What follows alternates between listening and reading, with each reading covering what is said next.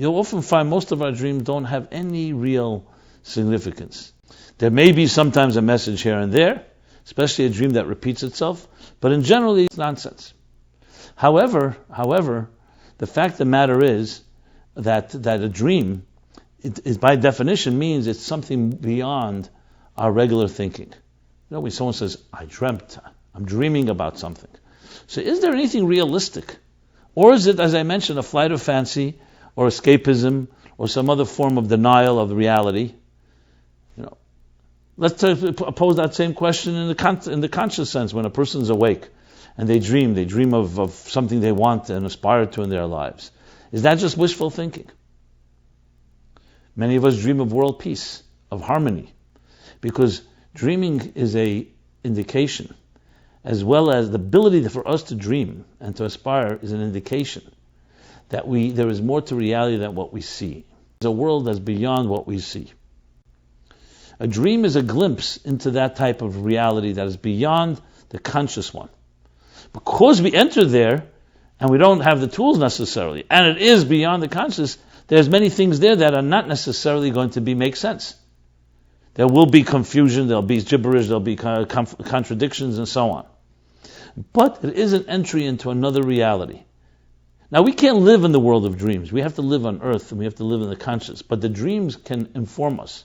Because the dream opens up a door to what we'll call superconscious reality. Whereas we have the conscious experience that we have, there's the superconscious.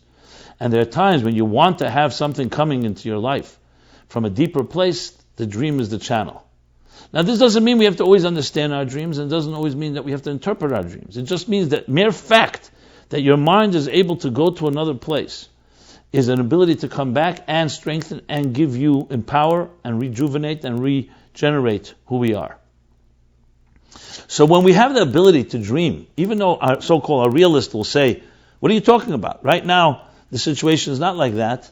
That's exactly what the power of a dream is, that our minds can imagine something more than we right now are experiencing. And that opens up the possibility to achieve it. People call it the law of attraction. Which really originates from an expression from the Tzemach Tzedek, Tach gut v'zayin gut. When you think good, it will be good. What does that mean? Right now, it doesn't appear good. It doesn't appear promising. And yet, there's something about our minds, our mindsets, our attitudes. The way the neurons are fired, that's how they get wired. Now, this isn't always it happens immediately and in a linear way. But overall, it means that there's more to life than we expect, than we assume. You see people, when their adrenaline is flowing, when there's, God forbid, danger, when there's situations with their really urgency, suddenly we come up with ideas that we wouldn't have come up otherwise. Because there's the conscious, regular flow, let's call it, of consciousness from the mind, and then there's a flow that comes from a deeper place in the back, we'll say from the substrata, and under the belly of the surface of our conscious minds. And dreams come from that place. When we have to have mindsets that are very positive.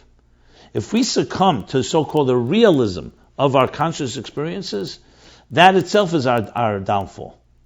When you see, for instance, events happening now in the world, it's very frightening. You could retreat and say, something, it's all out of control. Let me run.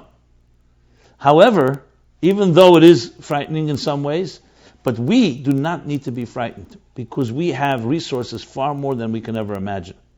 So the dream, number one, tells you there's a reality beyond yours. All day you're thinking about all kinds of things and conspiring and plotting and writing scripts and planning and strategizing. Comes at night, suddenly another dimension of the mind opens up, which is completely confusing. It's stuff that most of us can't make any sense of. But it tells you there's more to you than you may think. That alone is a lesson. Forget about what the dream is telling you. That alone is a lesson. There's more to you than you may think.